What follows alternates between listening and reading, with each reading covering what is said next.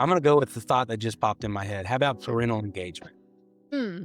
Okay. When we look at kids and we just put kid A, B, C, and we went down the list, and if you had 50% of those kids who had active, involved, engaged parents, those kids are going to be probably 90 to 100% successful. Hmm. And then when you go down the other list and they had parents that weren't engaged, you're probably going to have 50% or less that are going to be successful. And they're going to do it because they're gritty kids that are tough and they're going to show up and they see the advantage and they go, you know what, I'm not going to be that. So I'm just going to get after it and get it done. So for me, I would say that parental engagement, if we could somehow snap and have every parent go, hey, I want to have a conversation regarding my kid's school today.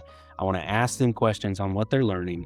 I want to encourage them. I want to come to the school whenever there's events that are going on and ask teachers questions and be present and involved. And if we had 90% parental engagement, everything we do would be amazing. Hello, everybody, and welcome to the Brighter Together podcast. My name is Janet Courtney, and my guest today is Chris Mason. Chris is the superintendent at Quitman ISD in Quitman, Texas. Chris, thank you so much for being on the podcast today.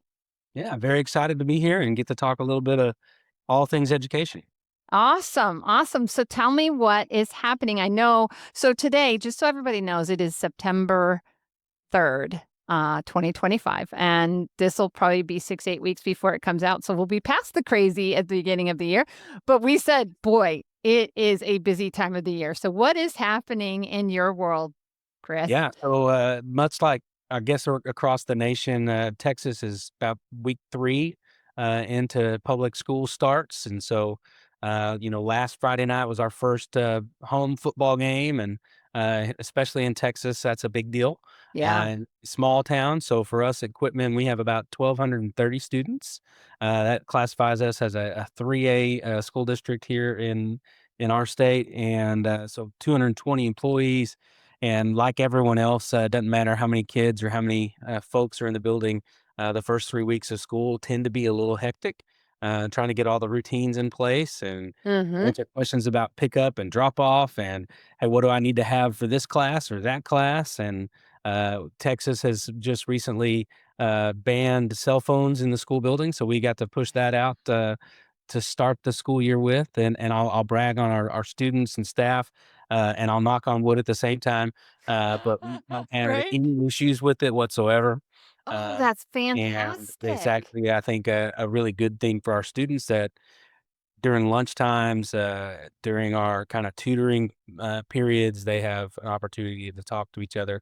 Really, they're captive audience and they have to be able to talk, and so, we're seeing a lot noisier lunchrooms, and so I've joked about having to have maybe some hazard pay for some teachers' ears, but, it's been good. So, for us, it's all those things, setting routines, we're big on building relationships with kids, so getting back in the practice of in between class periods, teachers being in hallways, getting to know kids' names and saying hello and letting them make sure they know that they're seen.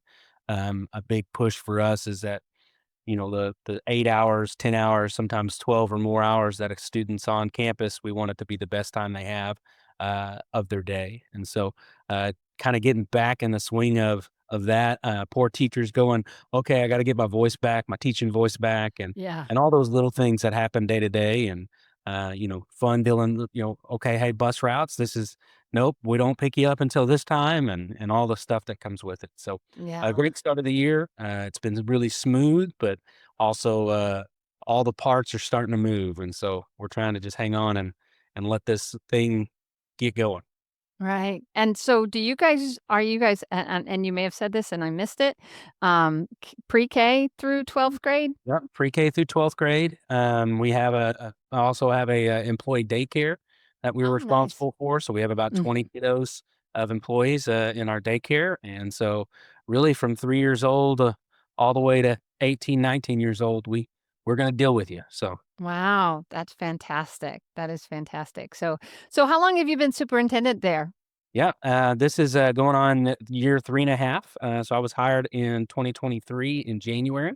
I had been previously in the district already as the assistant superintendent, and so Okay. I actually started with the district in 2019.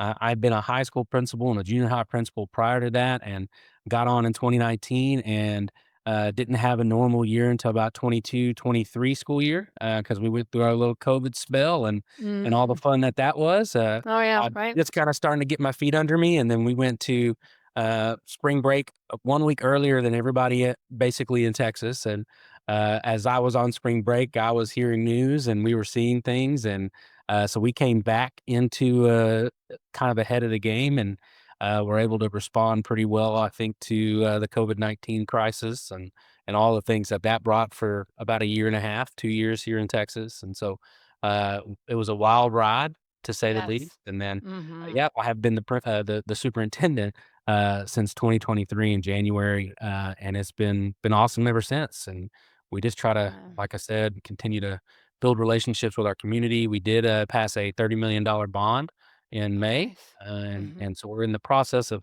all that stuff, dealing with architects and construction folks and, getting So on the you're building. What are you building? yeah, no, so we kinda piecemealed, and we're touching a little bit of everything in our school district, so Okay. adding Awesome. some classrooms to our elementary, which is growing and, outgrowing its space. So adding Mhm. 8 classrooms over there. We're adding 4 classrooms to our junior high space. We're remodeling a locker room that hadn't been touched since 1960. Wow. This is how bad it is. There's no vents in there, so it's just you just Mm. got all of it that just stays in there. So we're gonna remodel that and let that be our girls' Mhm. locker room, and then we're adding a field house to an existing weight room, and then the one I'm really, really excited about is we're, having a 20,000 square foot career tech center, that'll hold, Wow. all of our ag, vocational sciences, and then we have a pretty healthy, medical science pathway, and we're really excited that will be, 2 classrooms and then a live, lab space where they'll have hospital beds and, it'll look like a hospital when they walk into it. So very excited about that space. Should be about 18 months, completion time, so I wish it would go faster. Yeah, It's a real right. thing and rocking and rolling, but, we've got some poor, kids who are juniors and seniors that probably won't get to see it, Oh, to yeah. fruition, and Mhm. they're a little bummed, but we got the younger groups coming in that are really excited to see all of it too, so Yeah, they built a brand new middle school, right behind our house, like, literally, like, there was our house, the alley, and the house on the other side, across the street, brand new, beautiful middle school. I started high school the year it opened. that's about right. That's just about how it goes, right? Yeah. So I don't even ever think I stepped into it. It's a beautiful. It's in Grand Island, Nebraska, and that's been okay. So it's 30 years old now, right? 40 years, whatever. I graduated in '85, but so I just had 40 years ago. So the building's 40 years old now. It's not brand new anymore. Well, that when we went out for bond, we joked, and a lot of people call our elementary the new elementary because it's been renovated. But I had to remind them, I'm like, "Hey, our new elementary was renovated in 2000." And so Yeah, when we're having the 25 years ago. conversation, it's already 25 years old on the new stuff that was added. That's not Mhm. all the bones that were built in 1955. Right. Still there. And so, I think one thing that we do well in public ed is use what we have, and we're very good stewards Mhm. of what we have because we get what we get. And so, Right. we try to be really, really good with the funds and, uh, buildings and things that we have because we know, hey, even when we build something new, hey, that thing's going to be there for 50 or 60 years plus. And, so we want to make sure it's done well and fits the needs for not only today, but hey, what happens in 5 years, 10 years, 20 years, because you'll blink and that's how quick it goes. It does, it does, and kudos to the custodians because they are the ones that, man, they work at tirelessly cleaning up after those kids and our messes and all of that, and I don't think they get enough credit, I really No, don't. man. Well, that's one thing we try to do is we call everybody educators in Quitman ISD. And so you may drive a bus, but you're still an educator. You may Mhm. be a custodian, but you're still an educator. And so we talk a lot about impact and that your day matters. And a lot of people get to go to jobs, and we get to go to mission fields and love kids and make their lives better. So Are you struggling to keep speech therapy fully staffed or tired of high turnover? You're not alone. At Lighthouse Therapy, our speech language pathologists are seasoned professionals, and most of them have over 16 years of school based experience. They're not just qualified, they're consistent, relational, and results driven. We offer 3 flexible delivery models. virtual therapy, hybrid therapy, and in person therapy. It's speech therapy done right for you and your students. Learn more at lighthouse-therapy.com/brighter together. Yeah, yeah. It's never ending, is it? It's never ending. It's a good thing. It's the reason that we get up and breathe in and breathe out every single day. So what do you feel is your strongest support that you have for your teachers at Quitman? What do you think, and like as far as like how you handle things? Yeah. I think, really it comes down to great building leaders. So we're Mm. blessed to have a lead principal and an assistant principal on every one of our campuses. Oh, nice. And then our elementary campus is our largest campus. It has 600 kids. And so they have two assistant principals there as well. And really just providing them the space and the opportunity to give their teachers what they need. Yeah. And we really try to lead collaboratively. It's not really a top down do it because I said so place to work. It is very much, hey, we see this information and we want to be data driven. And we're going to say, hey, this is what the data is telling us. This is what we're thinking. Give us some feedback. And so we try to provide those feedback loops pretty constantly. When I say constantly, sometimes it looks like daily Yeah. or weekly. And then we try to do some like district checkpoints where we're doing, middle of the year, how are things going? What do we need to do? And I think the biggest thing as a leadership team, what we really strive is what things can we take off teachers' plates that are getting in the way of what their main job is, and that's to educate children. Right. And if we can get that out of the way, what tools, what supports do they need to make sure they have so that they can do that main job? And we use leadership and teacher profiles here, and so at the very bottom of ours, it says keep the main thing the main thing. And so we Mhm. stress all year long, like, hey, what is that? Well, for us, equipment, it's educating every child, every chance, every day. That's our main thing. And so Oh, nice. everyone in our system, our 220 employees, have been told by me multiple times, you have every right to look at someone making a decision in that process and say, wait, is this best for kids? And if it's not, Mhm. we're going to stop, rethink, and refocus and come back around to what's best for kids. Yeah, you're living your mission. You really are Right. living your mission. It's so interesting that you say that because that's our mission is for the betterment of students. Like our mission is to be a therapy company run by therapists for the betterment of students.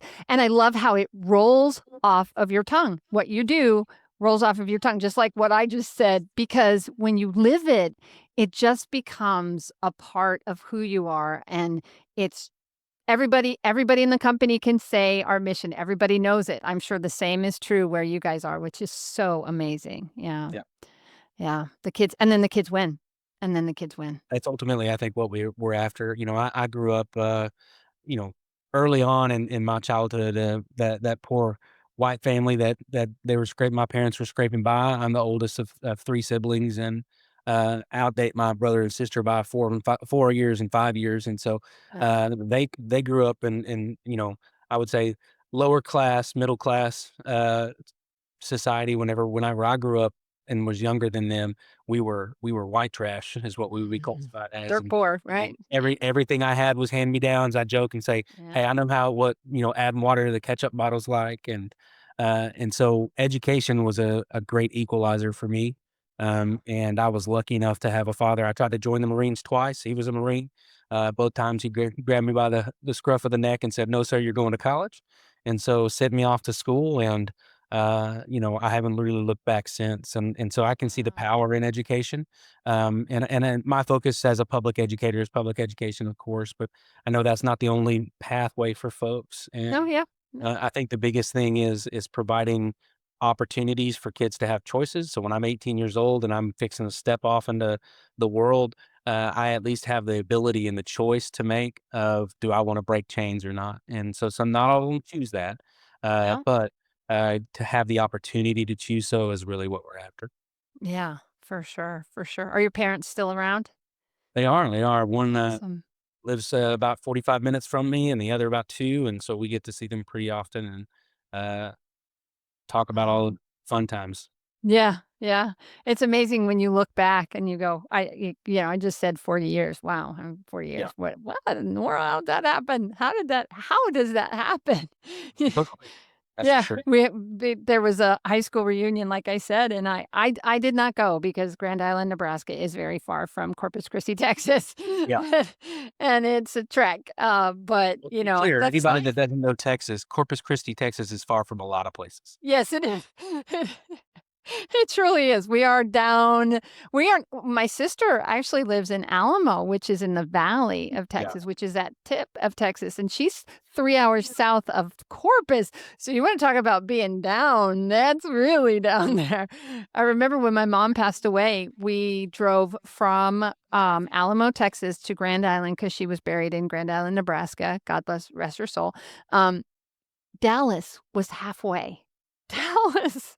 Not We even were out of still in Texas, and we were halfway there. So, yeah, it was quite the trip. That's been 16, 18 years ago now, but yeah, wow. And here we are, I love Corpus. It's a beautiful city and it's right on the Gulf of America, and it's a lovely place to live. It really is. I'm blessed to be here. So, no complaints for sure. I So, understand. yeah. So if you were to have a group of superintendents or principals, let's talk about principals, a group of principals that were in front of you that are aspiring to be a superintendent, that are aspiring to grow into the shoes that you now fill, what kind of advice would you have for them? I think one, I would say be a student of leadership. Mhm. Really, really start to hone in on what solid, effective leadership looks like. And the Mhm. biggest thing I think is you move from being a principal into the superintendency, even as I walked myself through being a junior high principal, high school principal, and assistant superintendent, is understanding that every time you move into a different or maybe larger leadership role that the buck stops with you. I always Mhm. joke, well, you want the big chair. Understand that you now are in a position where anything that goes wrong is your fault. Yep. Uh, Mhm. whether it's not your fault or not, It uh, is. It's you have always to your own fault. every bit of Yeah. it, right? And so that accountability piece, I think, is a big Mhm. step in growing in your leadership.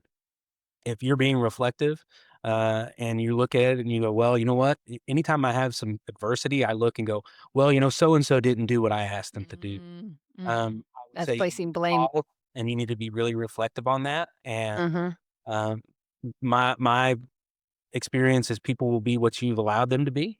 Yeah. And so, we really wanna strive on when we see the positive things that we talk about, happening, we wanna praise that, and then when we see the things that we don't want, we're gonna come alongside and have private conversations to go, "Hey, we need to be able to get better here, let's get better in these areas." And Mhm. so growing in your leadership and then not being afraid to say, "Yeah, let me take it out on." At a 3A level, with 1,200 students, 220 employees, as a superintendent, it's still really important that I understand basically top to bottom the education process and the program. So, Mhm. I wouldn't say I'm the best expert in all of it, but I know how to talk gifted and talented, 504, special ed, assessments, curriculum. You have to have a pretty general knowledge of all of those things to be Mhm. effective, in the 3A level and down. And as you get a little higher, I think your biggest job is hiring smart people and letting them do their job. And that really, for me, would be the third thing is when you start to build a team and you get into the superintendency, don't hire people that are like you.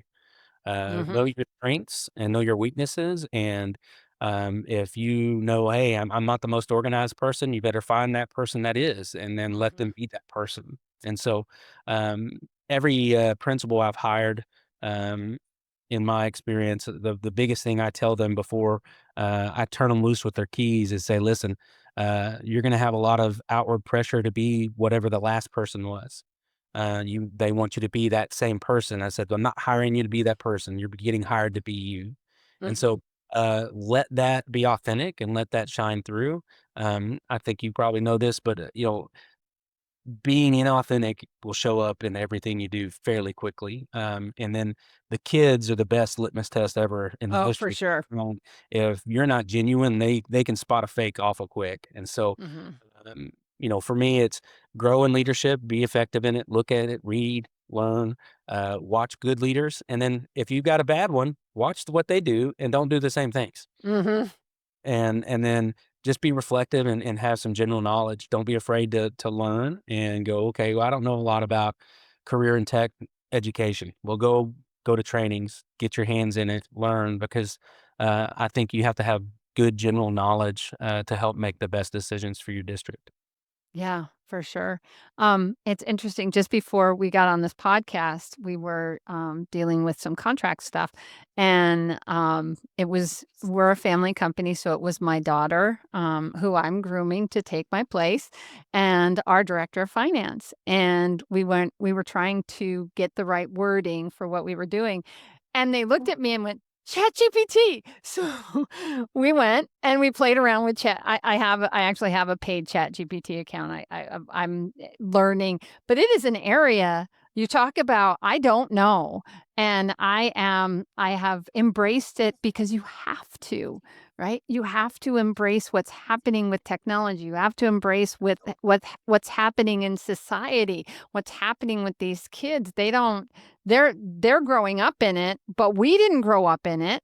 Right. So you have to learn and do. And I love the fact that you said don't be afraid to learn something new and keep stepping into it because society is growing and changing so fast. Yeah, absolutely. And AI has been a good conversation, probably in every realm of education that you can guess. And I laugh because I've been in education now. This is year start of 23, and Hmm. so I'm old enough where I was in that generation before pre cell phones, uh, Yep. and and then growing up and kind of going through that. But I've been in that classroom where someone, a math teacher said, "Hey, you got to know these things because you're never going to just have a calculator with you." Well, now we do. Yeah. Hey, you gotta memorize all these facts. You're not gonna be able to just look this up. Well, now we can. And Yeah. so the conversation is still around how do we teach kids to think and then act upon that thinking? And Hmm. so even in now, we're having conversations with teachers and educators of, hey, they're gonna use Chat GPT or AI in some form of fashion. So if you create a lesson that allows them to use it to that manner, just know they're gonna. Hmm. And so you're gonna have to build things differently so that those 21st century skills, um, where they're gonna have to collaborate, they're gonna have to break some information down and analyze it and then create something new. Like, you're gonna have to get out of your comfort zone too, and the old lessons of, "Hey, here's 5 or 6 questions, give me short answers." Just know if that's all you give them, they're gonna use ChatGPT on it because in their mind, they're like, "Why do I waste my time on this little stuff?" Right. So, Right. because that AI is so quick to answer those kind of lower level types of questions, which really, really behooves us as educators to go, okay, well, that makes it fun then because now I can pull you really up into the higher level learning and really Executive start making functional. your Yeah. ears a little bit. And that's something we stress with our teachers is at the end of the day, be reflective. If you finish a lesson and you're like, man, I'm whooped, you did it wrong. And so you should be finishing and those kids should be like, man, that was hard today. I'm tired. Yeah. Good. Yeah. Lesson. And so, I think AI is a great opportunity, something I've talked to my staff with all the time, and my concern with public ed and the parameters that we're stuck in sometimes is Mhm. I don't wanna be Blockbuster, and Mhm. sit and say, "Well, this is how we've always done it." Right. Uh, how we always done it is not gonna be the same in 10 years, in 15 Yeah. years. What things can we, work on now to start implementing, when we are allowed to change, when are allowed to pivot, that we are not behind the 8 ball and we're still providing, progressive, state of the art, uh, effective, education for our kids. Right. And it's so important because it's happening whether we like it or not. And I love the fact that you said Blockbuster because it's so true. You have to pivot. Even my own company, we're 7 years old and we are continuing to pivot and adjust and change as much as we possibly can because what we do is support schools. So, how do we support what you guys are doing to make sure that it's successful? It's just, I mean, and Brighter Together is a piece of that for sure. So, and I love doing it. That's the other piece of it. I love talking to leaders and see the perspectives of people all over the country because it's, what's happening in Texas and what's happening in Maine and what's happening in California and what's happening in Wisconsin. The ultimate core is still the students, right? Yeah. We're still here for those kids, and Yeah. that's the most Love that. important part. Yeah. Yeah, and I've talked about that too. It doesn't matter what side of the aisle you're on either, It's like whether you're liberal or conservative, Christian, non-Christian, I don't none of that matters when we wanna make sure that we're taking care of those students, and that's the most important part, right? So, yeah, I love that. So last question. If and I ask this of most people, not everybody gets it, depends on the conversation. Now I've learned to say that not everybody's gonna have this question, but I think it's a good question for you. So, and it's not money, because we all know there's never enough money. Nobody's got enough money ever. But if you could miraculously solve one issue in your world of what you do so that you never had to worry about it again, what would that one thing be? I'm gonna go with the thought that just popped in my head. How about Sure. parental engagement? Hmm. Okay. Um, I when we look at kids and we just put kid A, B, C, and we went down the list, and if you had 50% of those kids who had active, involved, engaged parents, those kids are gonna be probably 90 to 100% um, successful. Mhm. And then when you go down the other list and they had parents that weren't engaged, you're probably going to have 50% or less that are going to be successful. And they're going to do it because they're gritty kids that are tough and they're going to show up and they see the advantage and they go, you know what, I'm not going to be that. So I'm just going to get after it and get it done. Mhm. So for me, I would say that parental Yeah. engagement, if we could somehow snap and have every parent go, hey, I want to have a conversation regarding my kid's school today. I want to ask them questions on what they're learning. I want to encourage them. I want to come to the school whenever there's events that are going on and ask teachers questions and be present and involved.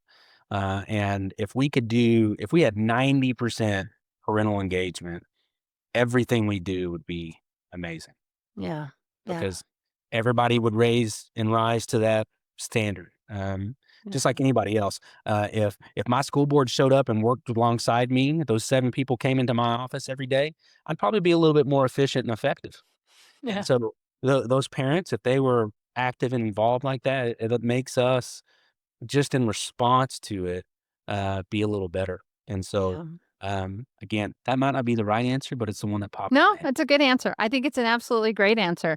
And we work like somebody's watching all the time anyway, It's like it's a part of this position and we are the one who's responsible. I love that too because it's like that's the first thing I tell people, it's like if something goes wrong at Lighthouse, the first thing I say is, "I'm sorry. Let's figure out what happened and let's fix it," right? Because even though it wasn't anything that I had control over, it's still my responsibility because it's my company and Yep. I'm the CEO. So you just and it's important. And if you are a person in leadership and that's not how you look at things, and if you are looking to blame somebody else, Get out of leadership. yeah, exactly. Because you're not leading. You're definitely not leading in a way that is productive for your team. And yeah, perfect. Absolutely. So, Chris, where do people go if they have a question for you or if they want to learn more about Quitman ISD? A quick way to check our school district out is just our website. So quitmanisd.net will get you to our website. We worked really hard the last couple of years. Everything is literally 3 clicks away. So Nice. anything you want to look for, you're going to click by the third click, you're on it. So we tried to streamline that pretty well. And then you can follow our Facebook as well. Just Quitman ISD or Independent School District and search it up, and you'll see that wonderful bulldog on there. And you'll be able to kind of follow us and all the fun stuff that we got going on. And so I'm not really a big social media person, so I don't really. I used to have a Twitter. That's how long ago I used it, Yeah. and it's X now. So It's X now. if Yeah. you could Yeah. reach out to me on X, but I will not answer because I don't even have it on the phone anymore. Yeah. Yeah. But those are the two easiest way. And then anybody that wants to ask questions or has something, they can always email me. It's masonc@quitmanisd.net, and I would love to talk to anybody and everyone. I can about education, and then especially Quitman ISD. So Yeah, and I'm gonna spell Quitman so people know it's Quitman. that's right. Quit man, just like quit man. So that just so that way you don't have to struggle trying to figure out how was it a D? Was it a T? Right? Yeah, yeah, Always make sure. Oh, I want what's best for our listeners. That goes back to being the speech therapist in me, right? It's like, let's make sure you have the information and that you can find what you're looking for because we want you to find it. Because honestly, we're brighter together. That's the whole point of this podcast is to be brighter together. So, Chris, thank you again for taking the time, especially at this busy time of year, to have this conversation because it's been a great conversation. So, thanks. absolutely. Thank you again. Yep, you bet.